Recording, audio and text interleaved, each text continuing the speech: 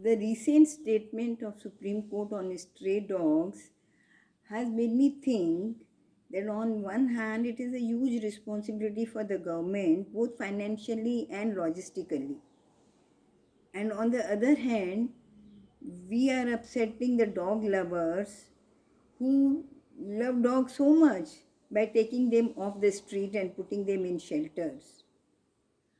Normally I have observed only when the dogs are in numbers 6 7 and then the person is scared, so they sense that and they attack. So that should be, I think, taken care of, handled properly, and see that they are segregated and not moving in the groups. And other thing, this problem can be solved if there is a partnership between government and resident welfare association, where the association they identify a piece of land and cover it with metro sheets and make a secure shelter, and the dogs are put there, and we establish even a food bank outside where all the dog lovers, those who want to contribute the food, can put it there, and the RWA managed by doing dogs training, giving food, keeping them clean, and clearing up their poo and all that, so that they live with a dignity. So I think this can be manageable. So this way we don't take the dogs away, far away, and we don't traumatize them, and they live in the same neighborhood.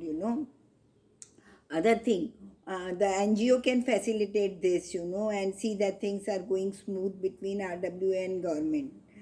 And all those celebrities and well-known figures, those who are protesting, they should donate and contribute in, setting up a good example by funding their training and, getting them neutered and all, so that the dog population goes down. And this may take 8 weeks, 8 months, or whatever it takes. There should be a safe, secure shelters for these dogs, where they don't come out on the street, so that the common man also lives happily and peacefully and can do his chores. Children can play, elderly people can sit in the park, they don't have fear of being attacked, and they have to go through the rabies injection and suffer from rabies. It's such a torture.